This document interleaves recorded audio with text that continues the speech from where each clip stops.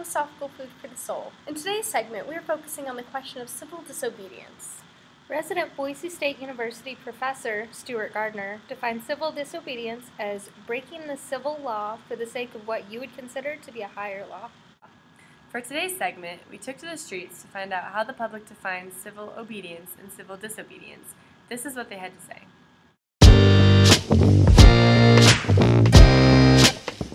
Civil obedience, in my opinion, is when you agree to live in a larger society, when you agree to be a part of something bigger than yourself, and by doing so, you agree to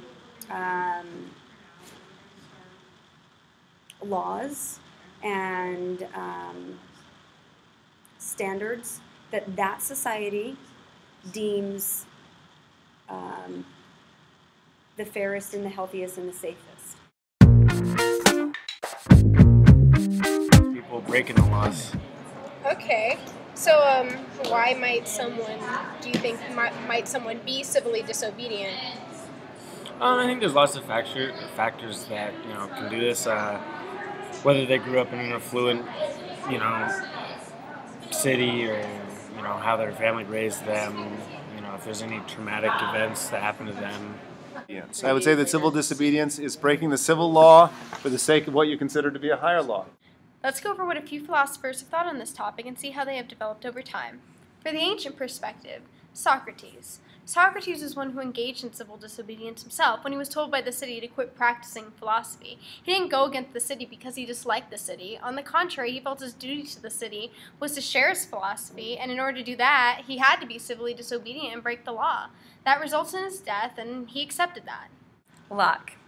Concerning civil disobedience, modern philosopher John Locke would advocate that if the state attempted to impose religious conviction on society through legislation, the individual has the right, some may even say the responsibility, to protest the legislation and remind the state why and for whom it exists. He believed individual liberty was more important than the law of the land. Another modern philosopher, Thomas Hobbes, believed civil disobedience was only an option in a flight or fight response, and in any other case, it's not acceptable. You surrendered your rights to the city in return for protection in that society, and so civil disobedience is unwarranted for any reason. Hobbes also believed that you need to obey the city or you need to leave. So we presented a few hypothetical situations to people on the streets regarding the topic of civil disobedience to hear their opinions on the matter.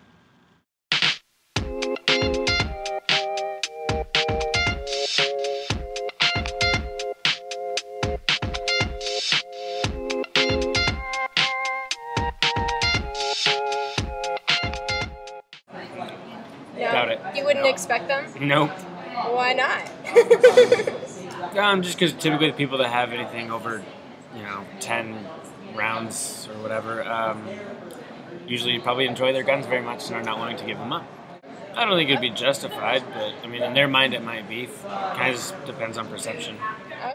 I would expect someone that had a large gun supply to turn their ammunition clips in based on the last answer I gave, that when you live in a civil society, you give your tacit consent to agree to the laws that they put in effect in that government. And would it be justified for the individual not to surrender their extra clips? According to Locke, I would say if they were unhappy with the government and they wanted to have a revolution, that it could be justified for them not to surrender their extra clips if it were due to tyranny or something to that effect. I personally would expect people to surrender their clips that were larger that held more than 10 rounds, and I would not consider it justified for them to surrender their extra clips. But I can imagine a person like that having a civil disobedience justification, because they might say something like,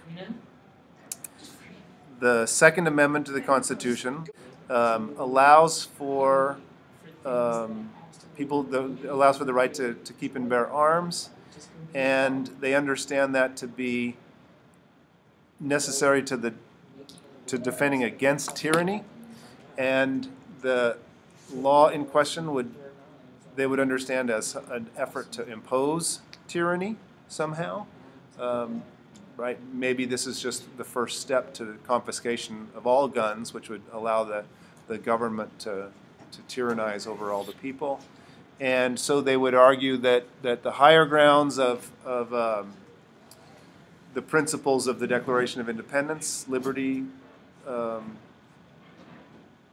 right to life, pursuit of happiness, would justify them in disobeying this particular civil.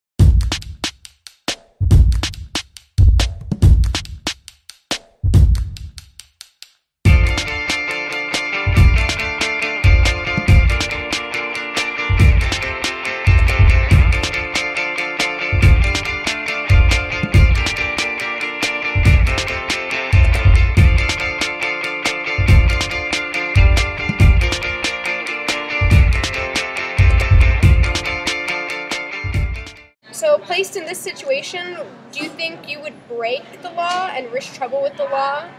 Oh, of or course do you not. think you would, so you would throw out the food? Mm-hmm. Alright. You throw out the food, you wouldn't leave it for the homeless. And Yeah, exactly. I mean, because it's against the law. Well, yeah, I mean, like if I own a business, I mean, biggest thing is profits, and when you start getting all these problems of the FDA and all that, it just really starts to bog down your profits. And I think according to the ancient philosophy, if it's for the greater good and the well-ordered soul, you would be justified in leaving the food out as opposed to it going to waste in the dumpster.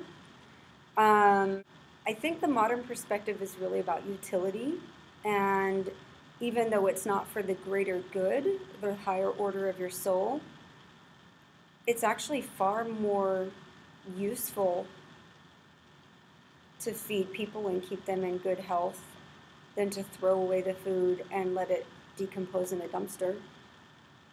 So I think either according to the ancient greater good and order of the soul, or to the modern utility and usefulness of things, I think that I would justify leaving the food out in the alleyway as opposed to just letting it decompose in a dumpster. This is a more difficult one for me. I don't know. But I can imagine a justification for leaving food out, breaking the law and leaving food in the alley, because there are religious and I would say even human or natural laws that say that it's all of our duty to care for, in the Bible it usually uses the expression widows and orphans, but in general I think it means the people who need caring for. And so the question, what I would ask myself in deciding whether or not to obey the civil law is, does it consider the greater good of the hungry or homeless individuals in question? And it could, it might. Maybe the law is organized so that, and I just don't know the circumstances of the law, but maybe the law is organized so that those people will go to shelters where they can get food, but maybe they don't want to go there, so they prefer to go to the alleyway. I'm not sure. But if it's just a law to, just sort of an anti-vagrancy law or something, I can imagine flouting it on the basis of the duty of charity.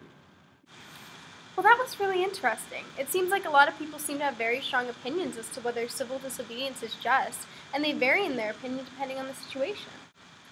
Well, and we saw how the ancient philosophers viewed civil disobedience, how the modern philosophers viewed it, and how the average citizen reacted to the questions when placed in a hypothetical situation. Whether or not civil disobedience is just is an unanswerable question that has been around since the beginning of society itself. Oh, definitely. It really just depends on the situation and the person's individual views as to whether it is right or not. So, that's all the time we have for today. Good night, and thank you for watching Philosophical Food for the Soul.